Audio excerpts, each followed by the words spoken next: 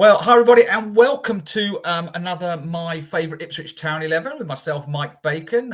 Well, they're proving very popular. Lots and lots of people are talking about this, and keep stopping even some of the people who've come on here in the street and asked them why they didn't put him in and didn't put that player in or this player in. And I was even down the pub the other day, and somebody said, "Your team, you didn't put Arnold Muir in." I said, "Well, I can't fit everybody in. You just but these are your favourite Ipswich Town 11s, not your best 11s, as we keep saying. But I mean, I think everyone's getting the idea now, and I'm glad you're enjoying them. There's some good stuff. Lots of good people coming up. And we've got, well, what a guest we have today. He's sort of a celebrity, really. I mean, he'll say he's not a celebrity, but I mean, he does other things on the Blue Monday podcast. Big Town fan for many years. Two little kids at home, apparently, he was telling me as well, who keep him busy. But yes, I remember those days. Joe as well. They are hectic times. But anyway, look, my guest today, and to give you his favourite Town 11 is Joe Fairs. Joe, big Ipswich Town fan, and if you're watching this on YouTube, he's got his very retro Ipswich Town shirt, which is very posh, and a couple in the background as well. Joe, how are you? I'm good. I've sort of come in. We are recording this mid-heat wave on the Friday, so it's nice to have a little break into the office. Although, sort of coming home from work and being chased around and being told to pump up things and do this and set this up and set that has sort of left me sort of sweating already. But hopefully, over the next 45 minutes, I'll cool down while recording. Yes, by the time you get to see this, if you remember the Friday a couple of weeks ago or a week ago, whenever it was, whenever this goes out, the very hot day when it was about 150 degrees and we were all melting. Well, I decided to tell Joe that'd be a lovely day to sit in a nice warm computer room with a computer on and do this little feature. So we are all a bit hot. I've got my Speedos on under here, but you don't really want to know that, so I won't. I'll just keep up from my head upwards. But anyway, hey Joe, lovely to speak to you, and right. Tell us about your Ipswich Town story. Where, when, and how, and all the rest of it. Well, my first game was sort of over the Christmas period in the promotion season, 91-92.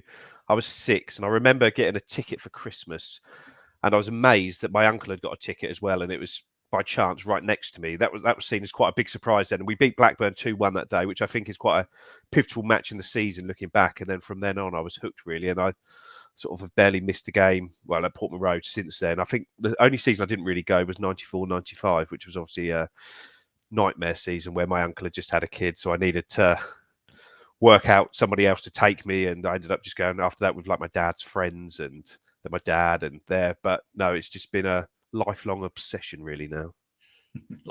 Lifelong obsession. That is how it gets, isn't it? The more people I speak to about this, the rose how it really does sort of really hits home. Ipswich Town Football Club becomes very part of you. Well, it can't it? Ruins your Saturday, can't it, Joe? It used to ruin my whole weekend. I remember my mum would always say that I'd almost be sick if Ipswich lost, like physically sick. I'd be at home, sort of so upset that we'd lost the game. So it was lucky I wasn't going in 94, 95, or I would have maybe ended up sort of malnourished and on a hospital ward. The amount of sick I'd have had to be that season with some of the defeats we took. But no, it's sort of been ups and downs following it, but I haven't really ever pulled back from it at all in the sort of last 30 years now.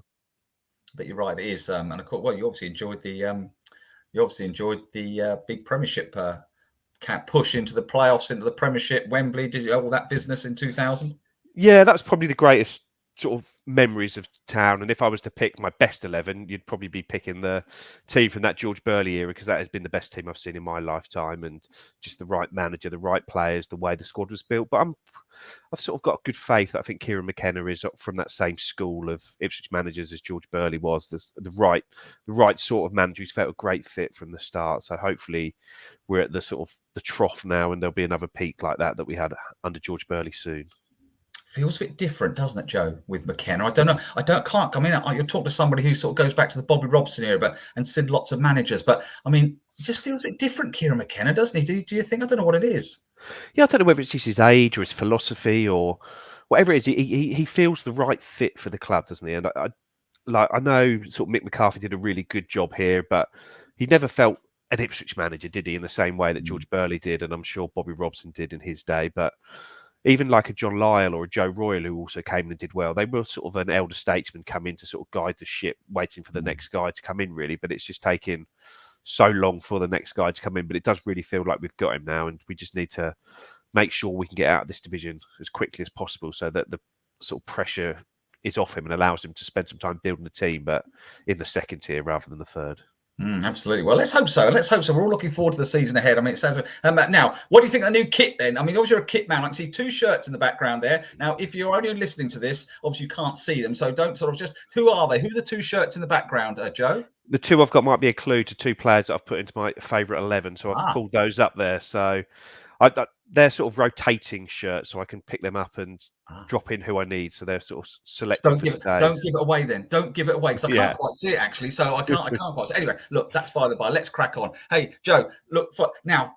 Now, as you know, I sometimes ask for formation because Ross Halls has to do a little graphic for this, which is going to be very interesting when he does Rob Chandler's because Rob only put 2 defenders in and 6 attackers. But I mean, I'll leave that to that's Ross's problem. What sort of formation have you gone for, Joe? Or have you not? Have you not really? I've gone for a 3-5-2 formation. Yes. I struggled to find wingers really. There's sort of players like Martin Reusser who could play in that wide role, but we haven't really had any proper wingers really in the time I've been going. Sort of someone like a Bobby Petter maybe you could put there, but it's really is. We've had some good centre halves, some really good strikers, and central midfielders. It seems through the sort of centre of the team is where we've had our best players. So it helped me do that. But it's a 3-5-2. Although Exactly. See, there's still one I'm divided on, which might be a 3-2-1-2 or 3-4-1-2. But no, Joe, don't start confusing me with numbers and formations. I'm all out. Don't start 3-4-6-1 or whatever 8-7-4-6. I can hardly remember pin number, let alone try to start remember all that sort of stuff. But anyway, hey, look, Joe, go on then. Right, crack on then with the goalkeeper, Joe, and well, who's your man? Richard Wright is the keeper. I'm sure he's a popular choice amongst people of my age, but it was a bit of sort of a debate over him and Craig Forrest and Bartosz Białkowski. We have had some good keepers over the time, but sort of Richard Wright's so dependable. I remember him sort of making his debut in the Premier League at 17 years old, and a few weeks after that, I actually went to Butlins or Pontins for a football camp, and it was one that my parents couldn't really afford to send me on, and I badgered them to go on it, and I went with my cousin and my uncle, and they took me away, and I sort of got to the start of the football camp and I noticed Richard Wright was going to be coaching the goalkeepers on the camp. So I decided for the week to do goalkeeper training for the whole week, despite being I was a hopeless goalkeeper when I was an absolutely hopeless goalkeeper when I started and just a hopeless goalkeeper by the end. But I did get to spend 2 days training with Richard Wright. But when I got home, my parents were not impressed that I'd sort of squandered my football coaching opportunity to do some goalkeeping coaching. I'm sure anyone who's seen me play since will wonder where it all went. But no, just a great goalkeeper, represented England when at the club, which is a huge thing as well. The playoff final, the penalty save in that, the first year of the Premier League, he was just a superb keeper, and it's just a real shame he left us because even when he came back, he was really good for us. Both times he came back, I thought, sort of in that first season when he came back there, but it's just a great goalkeeper and sort of a real what could have been career for him, and sort of a shame that it didn't end how it should have done. It's strange, really, wasn't it? Because when he went off to Arsenal, sort of big high hopes, and it never really for Ipswich. He was excellent, and you always had to have, you had to make that move. Probably you had to move on. It didn't really happen. Arsenal. Then at Everton, he was so unlucky because he got in, and then was it Neville Southall? I think it might have been Nigel Martin, wasn't it? Nigel Martin. Sorry, that's right. Nigel Martin got his place back, but yeah, you're right. He's a local lad, of course, Joe, which was why we loved him so much, I suppose. Yeah, and also I'm a big fan of the academy, and you'll see that run through the team that I've picked today because I've always enjoyed watching the sort of under-18s, the under-23s, and I don't know, you just, as an Ipswich boy myself, you do just have such an affiliation with those that come through the club's academy, and I think there hasn't been a great Ipswich team without players that have come through the academy. They've really run through the centre of sort of the teams we've had, so that's sort of a big plus in his column as well. And did you see him run out with Manchester City recently when they won the Premier League? He's still a goalkeeper coach. They're still picking up his Premier League. I don't know if he get a medal or not. They seem to have about 70 medals to hand out, so I'm sure he did get one. But no, he's obviously a very good goalkeeping coach because I can't imagine that Pep Guardiola and that Man City structure would have you around if you weren't adding real value to it. And I know Joe Hart's spoken about him as a coach previously, and I don't know, he's obviously having a great career. I don't think we'll ever be able to afford to bring him back here, though. I'd imagine the wages are quite high, even for their coaching staff up there. Oh, you don't know. Kieran McKenna keeps putting one's hat, little rabbit out of the hat. You never know. We might get Richard Wright back here as a goalkeeping coach or whatever. But anyway, look, Richard Wright's your goalie then, Joe. Good start. Now what's this at the back? Where are we going? Okay, so on the left of the back three, I've got Mark Venus. I think he's a real underrated player in the Ipswich team that we had under George Burley. When a couple of years back, we did a sort of 20th year celebration of the playoff final and watched the whole game back. I hadn't watched it back, and just he is a real modern centre half. The way he could pass the ball from the back, how he could take the ball under pressure, playing it straight into the striker's feet, and obviously the set pieces he could take with that hammer of a left foot as well. I remember a few goals he scored there, but I don't know. He doesn't seem to be the one that gets the credit from that playoff team. But bearing in mind, he was the sort of when Steve Sedgley went, he was like the make weight in the deal. That was an incredible piece of business from George Burley. That really. Do you remember the old Green and newspaper? Of course you do. Yeah. Mark Venus used to do a column with me in there, and I always remember we talked about that playoff because it was the playoff season actually, and I asked him about the playoff in 2000 and the final. About 6 months or a few months. I just said, "How much did you enjoy? Did you enjoy the final?" And I remember him saying, "Hated it." He said, "I hated that final at Wembley. Not literally hate." He said, "I felt so sick from the start to the end because I was so nervous. It was so hot. It was so sultry." I don't know if you were there at Wembley, but you were there. It was a hot day, wasn't it? It was really hot and sultry.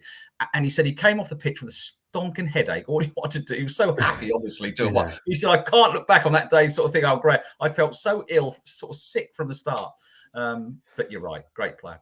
Yeah, and like I said, the playoff one, I remember one of my friend's brothers was in the under-15s at the time, and they were due to play Barnsley on the pitch in the morning of the game, but the weather had been so bad leading up to it that they cancelled the game. So the pitch, whilst you watch the pitches back and it's glorious sunshine, that must have been a real heavy, boggy pitch as well to play on as well. So I don't blame him. But I'm sure knowing Vino from when you've sort of seen him out, I'm sure he'd have had a few beers to celebrate, even with his headache after the game. I think you're right. He probably got his head down and soon got it back up again and enjoyed himself. But very nice, great lad, Mark. Good choice. I think you're the first person to choose Mark Venus. Joe, I'll give you that. I think that's a very good choice as well. So spot on. Off you go with the rest of his defenders. Yeah, so on the right hand side, I think Luke Wolfenden on there as well, or in the centre, you can have Luke Wolfenden. Again, just a player that I've just really enjoyed watching, and I think when he first broke into the team, he was brilliant and could play, and he just seemed to have such a tough time, and it seemed unnecessary under Paul Cook when you were watching sort of Toto Enciala play ahead of him. And for me, I don't know, just another academy boy, another Ipswich boy, and just a player that I like watching, a footballer there, somebody who is comfortable on the ball. Like I say, I know there is a room in the game for sort of head it and kick it defenders, but I can't say they really get my juices flowing like when you see a player and he can take the ball like the run at Rotherham at the back end of last season where he went the whole way up the pitch, and I think he's just a Rolls Royce of a defender, and he's just going to continue to grow. He's already got 100 games under his belt, and he's the sort of player that you just really hope the club can keep up with his ambitions and can be a long-standing player of the club and go from there. There's lots about cultured centre halves. I mean, if you're going back in the time and you're talking players, you go out to someone. You take even just someone like John Stones now, for instance. Just putting a foot on the ball. Alan Hansen back in Liverpool. If you want to YouTube Alan Hansen or someone who just used to come out straight with the ball. Dribbling. He could still header it and kick if he had to, but happy to come with the ball. Franz Beckenbauer back in Germany. I'm going back a long time, but if you've got John Stones up now, and Luke Wolfenden has those little sort of quirks, doesn't he? And that type of play. Yeah, he's just a good passer of the ball, a good footballer, and he can drop his shoulder, beat a man. And it's similar to like when we had Adam Webster here as well. He just had that ability on the ball, but maybe wasn't here for long enough and didn't do enough for Ipswich to justify inclusion. But it's just the sort of player I like watching at the back.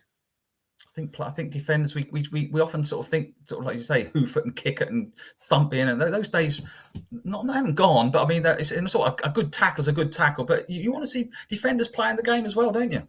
Yep, definitely. Especially in a George Burley side, every defender had to get. You see who we had there: John McGreal, Mark Venus. They were both really good footballers, and like I say, Luke Wolfenden could have played in that George Burley side, which is probably a great compliment. Absolutely, a very big compliment and a good compliment. So Vino and Wolfie. Wolfie. Why do I call him Wolfie? I was sitting down and I said, "What do I call him Wolfie?" So I don't know. You're thinking of Ty Wolfenden and the Speedway ride. I don't know what I'm thinking of. Anyway, Wolfie's in. Anyway, who else? Joe. Yeah. So the third centre back is Luke Chambers. So another Luke back there, and players played best part of 400 games for the club. And just when you look at probably the last 10 years, the one good season, the one enjoyable season was that 2014-15 season where we got sort of so close. And the big memory for me of that season is the big London away days: Brentford away, Fulham away, Millwall away, Watford away, Charlton away, where we went there and we got wins at all of them, and the big expectant away crowd, 4,000, 5,000 at a time. with a big fist pump coming at the end of the game, and just, I don't know, they're sort of the memories that you sort of will last forever as a fan, aren't they? And especially that sort of that Charlton away day where you scored right, and Watford right at the very, very end. And I remember speaking to friends of other clubs, me and another Ipswich supporter mate, saying, "Oh yeah, the fist pumps at the end of the game," and he's like, "I don't really get it. What is exciting about a player coming over and giving you a fist pump at the end of the game?" It's like, well, when you've got 4,000 people there waiting for it, it did just become a massive thing. And I'd say, sadly, his time at the club didn't end with the sort of success it deserved. But sort of a great guy, sort of someone I see socially out and about now as well. But just, I don't know, just that sort of captain we needed at the time, and the real sort of embodiment of that Mick McCarthy team when it was at its best. I totally agree. I think Luke Chambers, you're right. I never felt he did he get all the sort of adulation he deserved. I sometimes wonder if he did, to be honest, because he was a solid, very solid. How many, top 10 appearance holders in the top 10, and look at the people he's up there with, look at the players around him in that top 10. And you're right. The fist pump thing, once he started to do it, he sort of, you have to keep it going type thing, don't you really? But fair play to him, because he often did. And why not? That finishes. There's nothing better, is there? You've beaten the team 2 or 3 now, and the captain comes over to do. And I know somebody thinks a bit cheesy, but I don't think it is at all. That's exactly what you should be doing with fans. That's what they come for. To have a damn good day out. Yeah, and if you can't celebrate the wins, especially the big ones on the road, then what's the point of being a fan if you're just going to sit there and not celebrate like that? Yeah, decent captain, actually. Yeah. I mean, and I think he, held together a lot of things there. And I remember the time, I think, was it the time he was going to leave or something? His contract was a bit all over the place. Don't remember the game, but he actually ended up playing that night or something. And his contract had been sorted that afternoon. It's like, well, he's all over, and he's still one of the best players on the pitch. Yeah, just that durability as well. Like, there's been other players in history, people that just don't miss a game, and it's very easy to have a little knock and you need a rest there, but certain players will just play, and he was one of those that you knew he'd be on the team sheet every single game. He'd be fit and available. Whether he was fit enough to play sometimes, probably not, but he would always go out there and give it his all. Absolutely. Deserve plenty of respect, Luke Chambers, no doubt about it. We should look back at him with fondness and say what a fine player and servant he was for Ipswich Town Football Club. Good. So look, that's a decent little back. Are you going with 3 at the back? The back 3. Yeah, you confused me at the start. You started 3 and then you went 4. So what's happening? Joe? Yeah, back 3, and so 2 wing backs from here now. So on the right hand side, this was a tough choice between Mickey Stockwell and Fabian Wilnis, but I have actually gone down the Mickey Stockwell route. He's just edged it for me, and I think it's because he was sort of in the team in those very first few games I went to, and part of that promotion season. It's amazing to think sort of someone who was part of that team there was then still part of the squad in 2000 when we went up to the Premier League again. And again, I think he 3rd or 4th on the all-time appearance list, and a player that's almost forgotten about in that respect, that he is one of the greats of our clubs, and he was able to play all the way through, played sort of every position on the pitch. I remember him being an emergency striker in our Premier League years. Again, a player that just was everywhere, would give everything, would never let you down, and maybe not the most talented player, but then he was a player that came into a sort of Bobby Robson run club at the time and played under every different manager, never let any of them down. Again, another player that came through the academy, a man that is still part of the academy, part of the football club, still there, and just a great guy, great player, and real underrated player in Ipswich history, I think. I think that's a good shout, Jay. See, often players who have what we call versatility players, I often think they do get forgotten, because you think of Marcus Stewart, striker, you think of Paul Mariner, striker, you think of Terry Butcher, defender. These players played their one and they're outstanding.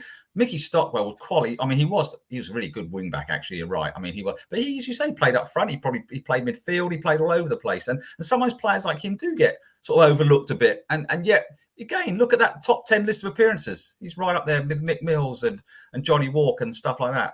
Fantastic. Good shout. And then left wing back.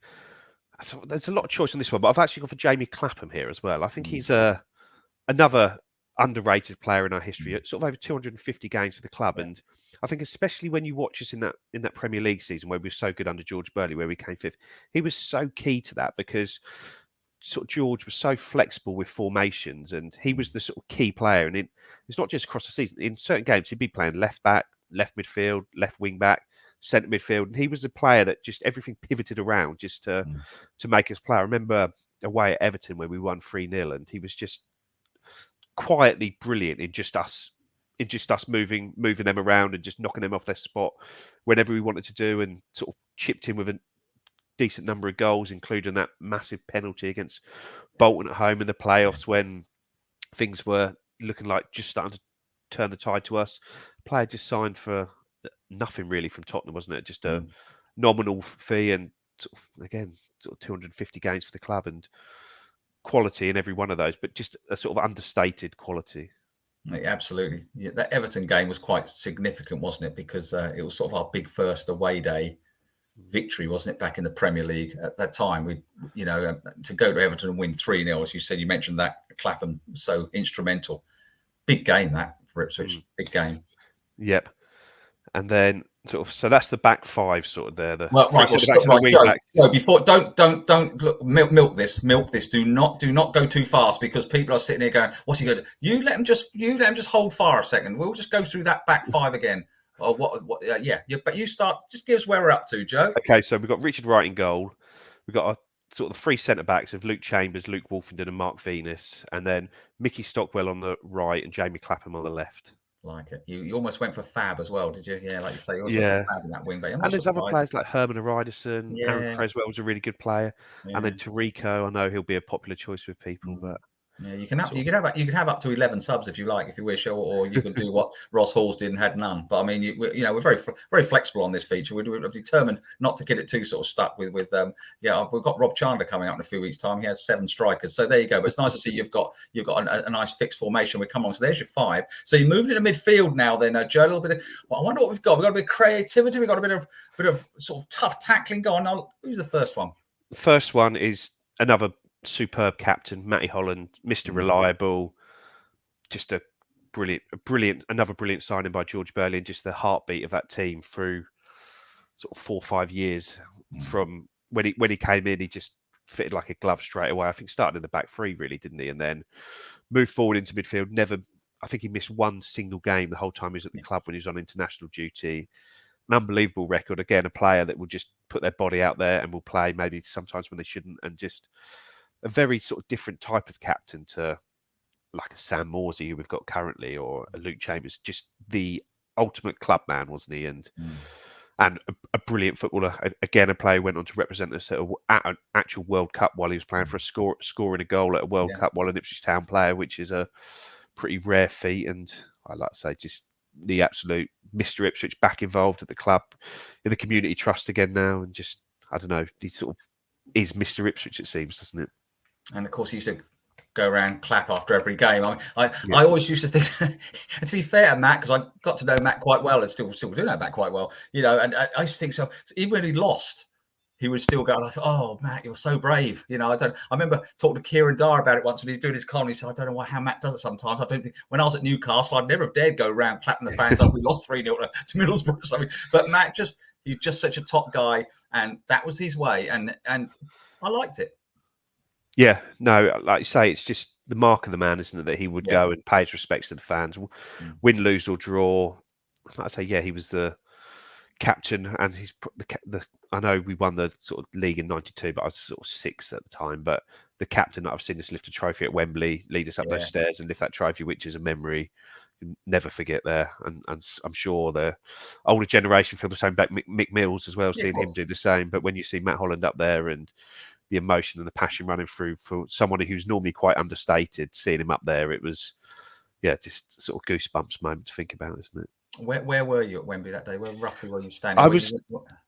So I was sort of level with the sort of the touchline effectively, but on the side of the trophy lift. Yep. So, the touchline where we scored and they scored, where Richard Wright gave away a penalty right in front of me there, but sort of up in the sort of top tier, but in the middle of the top tier. But it was, what a day that was.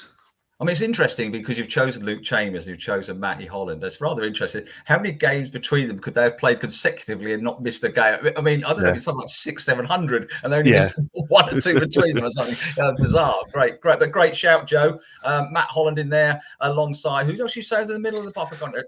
Yeah, so the next one there, another Ipswich boy, and just probably the best player to come out of the academy I've ever seen in Kieran Dyer. Just well, just an absolute class act. He came through, sort of playing right back, centre midfield, and I think it was just him being released into the centre midfield and playing with Matt Holland in there just totally changed us as a team. And you could tell he was destined for the very top from probably the first or second time you saw him play. He just had everything, just run and run and run, quality on the ball, could tackle, could pass, couldn't really shoot. Maybe that would probably be the one thing that held him back a little bit, but just a class player, and like I say, probably the best Ipswich player I've seen.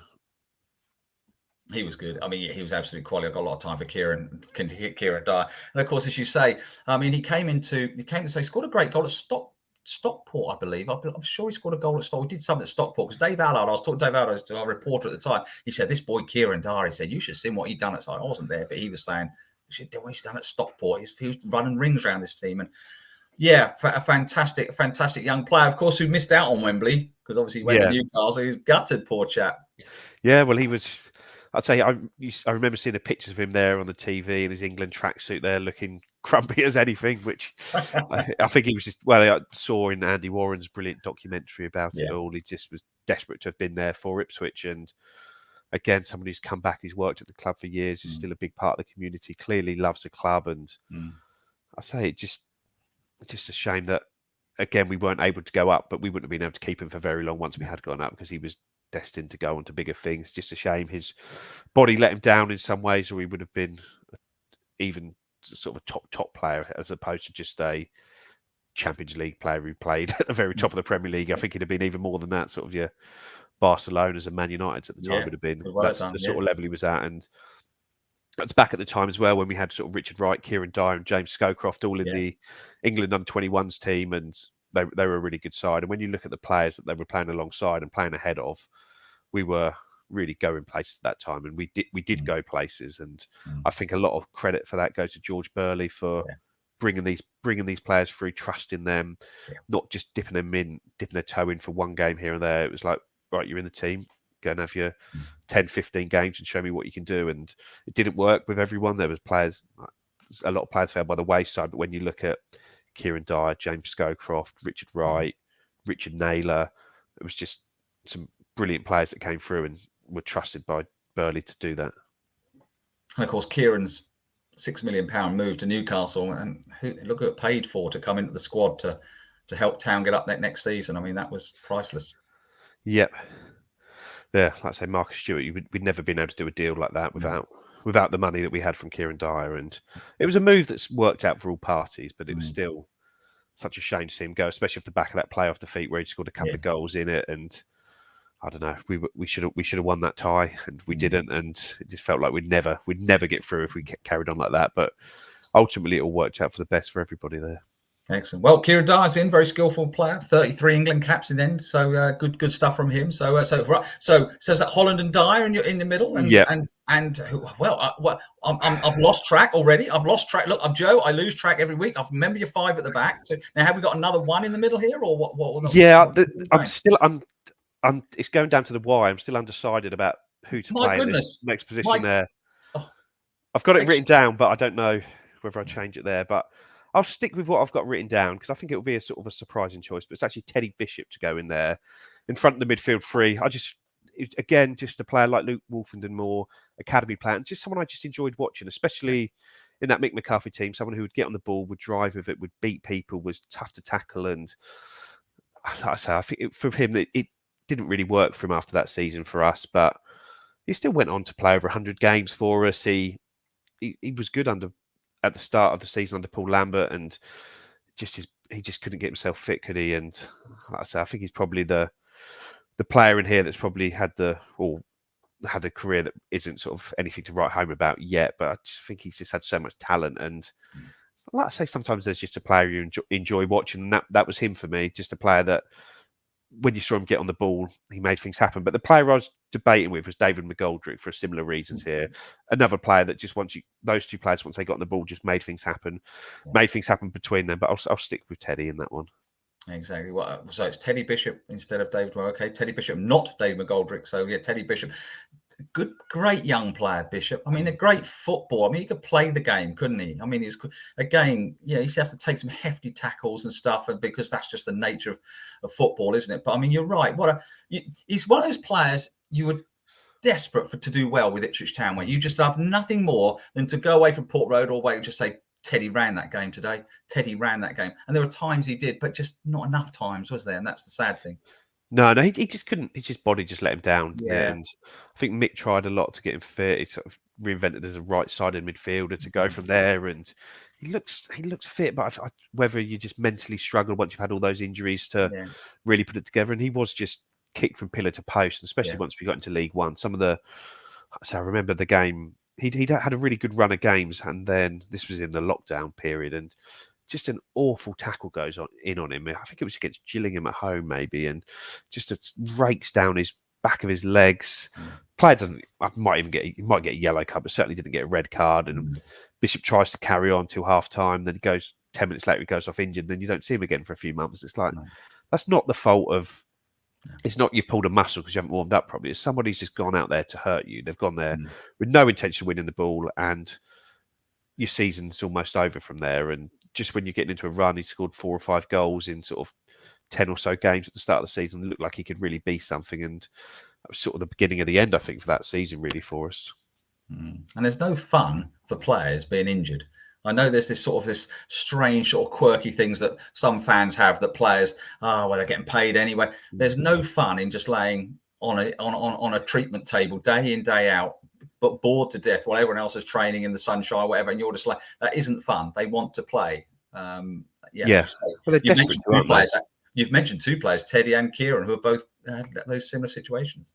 Yeah, and like I say, both through the academy. Like I say, that it's another sort of. I think Teddy joined the club about age 8, sort of thing. Comes all the way through. I think that was the time when I'd really started watching sort of the under-18s and the 23s more. And he'd been injured a lot through his under-18 season. And I remember just going to like one game at the end of the season. And I was like, oh God, who's this kid? I've not actually seen him yet because I do all the Football Manager research as well. So I have to sort of keep an eye on the youngsters. So he's not someone I'd particularly rated. And all of a sudden I saw one game. So oh, he looks good. And then next season he's sort of gone from sort of not even playing for the under-18s to sort of making his debut for the first team in September and looking absolutely incredible. And it's like if that rise could have continued, he was a player that should have played higher up than he has done, but just hasn't worked out. And I don't know, it's one that you're sort of sad to see leave last year, but think it was probably, I think it'd have been difficult to keep hold of him. But a lot of players who have left recently just think, I wonder what would have happened if Kieran McKenna could have got hold of them.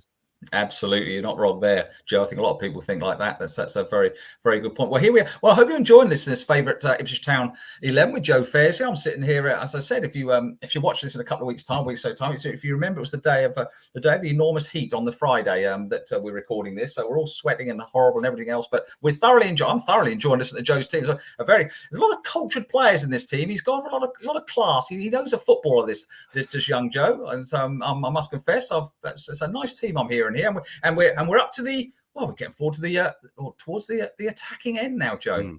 Yeah, so 2 up front for me. And the first one is Darren Bent. Again, just he's one I sort of couldn't decide between Bent, McGoldrick for this role, or maybe even Chris Kawamia was a player from my very early days I enjoyed watching. But I just think Darren Bent, you look back at his record and it's incredible, really, at Ipswich. I think I was chatting to sort of a friend who does a lot of stats on Ipswich, and I noticed on Twitter someone said, like Nottingham Forest goals before their 21st birthday, and somebody had scored like 20 goals. And I said to him, who do you reckon's got the most for Ipswich for their 21st birthday? And this is in the history of the club when we looked at it. And Darren Bent scored 50 goals for Ipswich before he turned 21. And that's sort of enough to get you almost in the top 20 all-time goal scorers for Ipswich, 50 goals.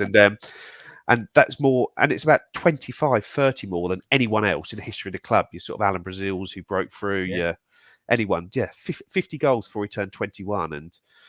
And just a player that came in and from the first time he came in the team, just looked like he had goals in him and scored all different types of goals. Could run, could break in behind was probably his biggest strength, but the timing of his run, the way he ran, the up in the air, he sort of got stronger as it went on. And when you just think of that sort of Bent and Coochie as that partnership they had there, the sort of total opposites to each other. And Coochie was just an absolute battering ram up there, but chipped in with a huge amount of goals and did all of Darren Bent's sort of dirty work for him. And Darren Bent just had that career, and I'd say he had a player with a lot of interest from players from teams up the football pyramid. But I think he made a really good decision when he left to go to Charlton rather than to go straight to a big club. And again, had a fantastic career, England caps, and I've probably, after Kieran Dyer, probably the second most successful player to come out of the academy in the time we've had here. And him and, like I say, Darren Ambrose as well, those two coming through were superb. Just a shame we lost Ambrose so quickly because of the administration, because those two in that team, sort of after we got relegated under Joe Royle, were just at a different level. They sort of, I remember seeing sort of on Darren Ambrose, his debut away at Arsenal, a couple of games left when we were getting relegated, and just that first game of the season when you sort of saw the team line up and Darren Ambrose is starting, Darren Bent is starting. It's like, oh, here we go. These are George Burley's next two off the rank just to move through. And they were just had that brilliant season in the Reserve League. I remember watching them in that and the FA Youth Cup. And it's just every level he went to, it didn't seem to faze him. He just went up and scored and scored and scored. And whoever he's played for in his whole career, he's always scored. Absolutely. Once a goal scorer, always a goal scorer. And I love that stat of 50 goals before he's 21. That's a tremendous stat. That is a Joe. Well done. I like an odd stat here or there. It's very nice. I'm glad you've thrown that in because, it's very fascinating. That's a brilliant one. That is crikey. So Bentley's up front then, and alongside who? I wouldn't say it's a natural pairing up front, but this is probably my favourite Ipswich player of all time. This David Johnson, the second, I guess he is for the older generation with the original, but I just remember him signing from Bury and straight into the team, goal after goal after goal. And he was just a player, again, I just love watching that huge spring, hammer of a left foot, would score goals off either foot. I don't know, he just consistently scored goals for us the whole time he was here. And I don't know, it just didn't quite work out for him in the Premier League. But when you look back at those early games, and he had a sort of brilliant save to deny him from Barthez, hit the post, one disallowed for offside, and then Marcus Stewart came in and scored, and then didn't stop scoring, and he got the nod. But I think it could have been very, very different had one of those early chances gone in for Johnson, because as good as Marcus Stewart was, and he was a player I love watching, and I think David Johnson had it in him to score 18 goals in the Premier League if he'd have taken some of those early chances. Maybe not the type of goals that Marcus Stewart scored, but the way we were functioning as a team and the way we played, I think DJ would have been class in that team, and just a real sort of loss. And you see his son doing so well now, and it's just, that would be sort of my dream signing. But as he keeps getting better and better, it just gets further and further away from us. I don't see any way that we can now attract him here, sadly, because that would be a great story. David Johnson was like a little. I mean, I actually slightly remember the first one, but not very well. But the second, David Johnson, he was like a jack in the box, wasn't he? To me, as a striker, he was all very big. I mean, what was he? 5'7", 5", not very tall, was he? But he had a great leap, and he just used to sort of appear in the box, and he's very quick, turn, twist, thump. Everything happened very quickly with David Johnson. That's what I liked about him. You say he was a natural goal scorer. And him and Scully were a great partnership, weren't they? Yeah. Scully, again, would win the headers. And like you say, you only needed a quarter of a chance for Johnson. Yes. He'd be having a shot at goal. And some strikers like to pass and try and create things, where some just like, as soon as there's a sniff of goal, they want to hammer the ball as hard as they can at it and hope they score. And fortunately for Johnson, more often than not, he did. And he was just it was a season, was it under Burley, where we'd started really poorly and we were down in the relegation zone almost. And then we signed Johnson, and from that point on, I think we won like 25 out of 30 games or something ridiculous like that. And he was just the key part of that, because we just didn't have anyone to put the ball in the net, as good as Scowcroft was, as good as Naylor was, as good as Alex Maffey probably at the time was. They just weren't going to score the goals that we needed to get through. And I think you're right, because we always think of Burley's team and the Premier League getting there and Marcus Stewart, and rightly so. But to get to that point, we needed, David Johnson did kickstart a lot of where the playoffs suddenly became really reality for us. We just got better, and we suddenly had this goal scorer. And suddenly we really were in touching distance, weren't we? Yeah, I think he's almost become a bit of not a forgotten man in it, but because of, like I say, because Marcus Stewart came in and he did, despite not scoring until the end of the season, he came in and he did score the goals against Bolton, which effectively kept us in the tie, and then scored at Wembley, and then scored all the goals in the Premier League. It's almost like sort of Johnson's role in getting us there is almost a little bit forgotten about, because they didn't really work as a partnership, did they? And we always needed a Scully alongside them to get the best out of them. But he was just, I say, maybe it's just the age I was. He'd probably signed when I was about 11 or 12. And goal scorers take the headlines, don't they? They are the ones you want to be. They're the ones when you're out in the playground smashing the ball at the goal, you're imagining that you are them rather than a sort of cultured centre half or a right wing back who gets up and down. You want to be the striker, and he was the Ipswich striker for me. DJ calls the tune. I remember that a few times on the old East Anglia Times Ipswich Star headings. Joe, do you like that one? DJ calls the tune. Yes, that's fairly standard, but there you go. But yes, he did. He scored lots of goals. Joe, you've just given us your 11. Now, right, before we have, I'm sure you have some subs and a manager, but go on then, Joe. Tell us that 11 again. Okay, so in goal, it's Richard Wright. Back three of Luke Wolfenden, Luke Chambers and Mark Venus. Right wing back, Mickey Stockwell. Left wing back, Jamie Clapham. A midfield three of Matty Holland, Kieran Dyer and Teddy Bishop. And then up front, David Johnson and Darren Bent. So a heavily academy-focused team there. We've got 1, 2, 3, 4, 5, 6 players from the academy. So it's good for the town and the community as well as the football club. I like the team. There's some really good footballers there. I like the fact there's just some really nice footballers there, some quality footballers there. Nice one, Joe. Right. So now look, you are allowed some subs. So have you thought about any subbing? Poor old Dave. Now, I'm not being funny to David McGoldrick, but really, if he's not on your subs bench, then I want to know what's going on because you mentioned him 10 times and not on your side. Yes, I've put 8 subs because hang on, Joe. When I said 11, I was slightly joking. I mean, but you've gone for 8 anyway. That's fine. Yeah, well, I sort of went for 7, but then I just thought, well, I might have another. But that was Craig Forrest, John McGreal, Fabian Wilness, Jim Agilton. I'll drop one there, okay. David McGoldrick, Chris Kawamia, and then I think as an ultimate super sub, you've got to have Martin Reusser on there. Oh, of course you have. You've got to have Martin Reusser on there as the bench just to come off and just slide that ball in the 90th minute at Wembley or something. Yeah, great. Hey, that's a good bench there. Jim Agilton, great player, wasn't he, Jim? Yeah, superb. And just the memories of that night, that Bolton home playoff game, just that alone had him very close to just being in there. And maybe he should have been in there ahead of some of the others. But I just think sort of he was so good when we first signed him, but towards the end of his time, he sort of maybe just went off for one season too many. And I really enjoyed his first season as a manager, but it just seemed to go wrong once we got the investment in from Marcus Evans. I think he became a bit confused with what he was trying to achieve, and we went backwards really with all that money, which wasn't to be. But yeah, I just love the way, again, just a footballer, somebody that you could give him the ball in a phone box with 4 other people in there, but he'd still want it. And if you didn't give it to him in there, he'd have a go at you for it. And you need players like that sometimes just to drive up the standards around you. And I think if you listen to any of the players from that era talk, they said as soon as he was there, training just went up that notch because there was no room for low standards with Jim Agilton around. I always say, people talk about Jim Agilton, if they talk about him as a manager, I say, yeah, okay, he did well for us for a while, and then okay, it did all fall apart rather. But don't ever forget what Jim Agilton did for our club as a player. He was inspirational. He was absolute inspiration to a lot of them young players, and of course played, got us at Wembley 2000. He's in the Premier League, inspirational player. Probably the greatest night at Portman Road in the time I've been going in 30 years was that night against Bolton where we beat them in the playoffs, and that was all down to Jim Agilton, really, wasn't it? Yeah.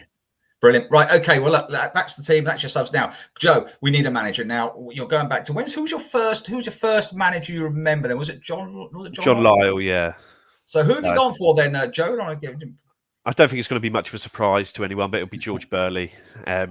Just sort of Mr. Ipswich as a player, Mr. Ipswich as a manager, sort of 500 games for the club as a player, 300 or so as a manager, and just plays football the way I like to see it played. It is, you want players who can pass. Every player is a minimum requirement. You've got to be technically good.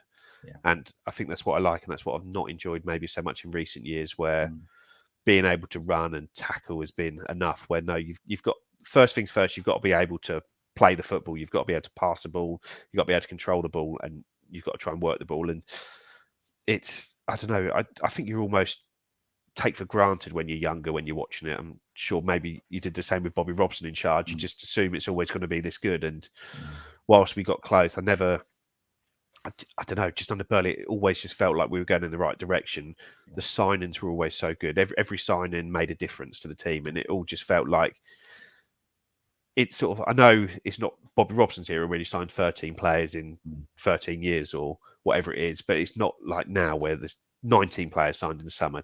10 in, 10 out, 8 in. It always just felt like we were just slowly adding what he needed. We were able to retain our best players, and unless they got too good for us, like Kieran Dyer did, or Bobby Petter, maybe we struggled. But it always just felt everything he did was part of the plan to get us where we needed to get to, and just that promotion season and then that first season back in the Premier League was, like I said, that would probably be the pinnacle of my Ipswich supporting life if I live for another 50 years, sadly. But I think the thing is, when you talk about Ipswich Town, we talk about history and probably young men like yourself. You've heard people like myself talk about Bobby Robson and even further back where I didn't watch Sir Alf Ramsey tea stuff, but that Bobby Robson in particular was so many great seasons. But that 2000 season, 2001 season, even for someone like me who'd seen at UEFA Cup, that was a terrific season. I mean, finishing fifth. I mean, all the matches. I mean, we'd had Wembley before, the season before, which was a wonderful day. But then we had this season with Burley, didn't we? And we were going did you travel a lot that season? not Joe? as much as I'd like to. I was still in No. sixth form, so I was still playing sport a lot over the Yeah. weekend. So it was really most of the home games and just a couple of the away ones. But I mean, I remember I was working on the green those years, and we were beating Man City 3-2 away, or Liverpool, and it was just wonderful, wasn't it, to be an Ipswich Town fan? I mean, when we're talking recent past, you see, we don't always have to hark back to 78 and 81. We can look at this 2001 and 2001, even for people like myself who, like I say, saw all those other things, and that was terrific. And I think it was done the right way as well, wasn't it? In that the way we played football, we not sort of like, oh yeah, everyone's second team, but similar to that, where people want you to do well, and you see teams go up to the Premier League now, and I don't know, it's just something about a team that plays nice football and tries to play football the right way. And I know not everyone likes that. Some people like long ball football, getting it up there, trying to compete, saying this is what we need to do to compete. But you want to play the best football, and the best football for me has always been passing football, and that's what we did under Burley. We weren't afraid to mix it up. We would go long when we needed to. You had your James Scowcrofts and Richard Naylors up there that would win the battles up front, but it's never about sort of long ball or short passing. It was just about playing the right ball, and I always felt we did that under Burley, and it just feels like the thread of the club ran through like Bobby Robson into George Burley and carried from there. We just now need to find somebody to carry it on from that sort of same lineage, and Kieran McKenna, from what I've seen so far, does seem the right fit. He seems to want to play football the right way, not sacrifice his beliefs to just for a short-term gain, and continue doing it. Like I say, we'll see how that plays out in the longer term, but I couldn't be happier with who we've got in charge at the moment, and it feels like we're going in the right direction, because we're going in the direction that seems to have worked for us in the past. A young manager who's got their philosophies, got their principles, and wants to move that way.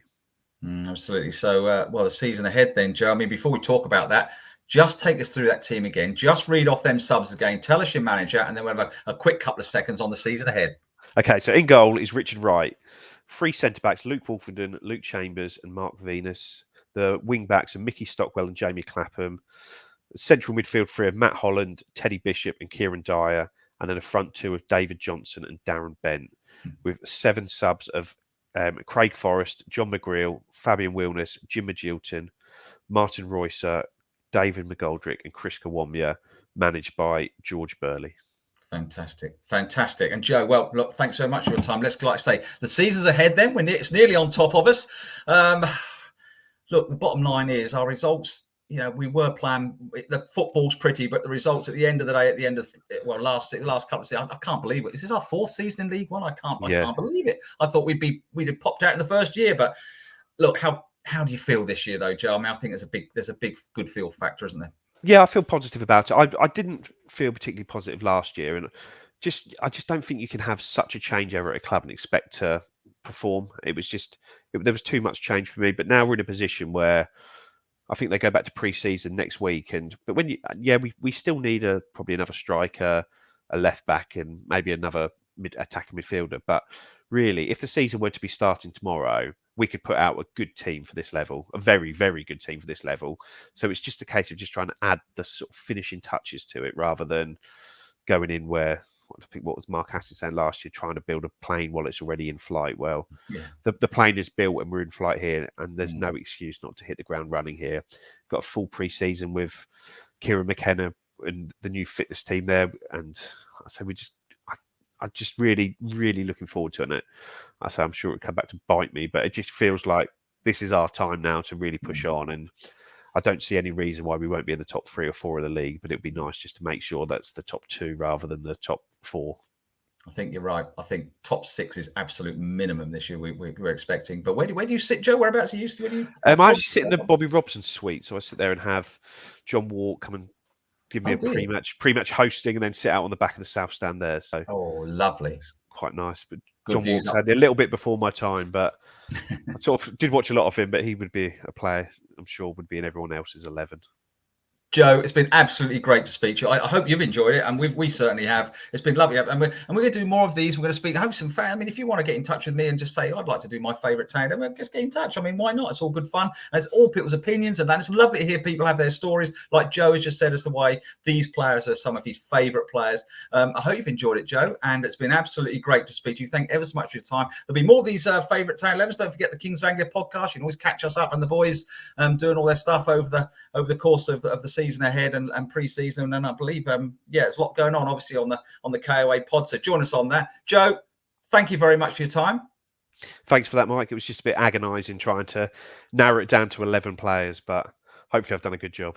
You've done a brilliant job, and you got McGoldrick in the end, which was a major thing, because the poor chap was in and out 2 or 3 times. Thanks, Joe. Cheers.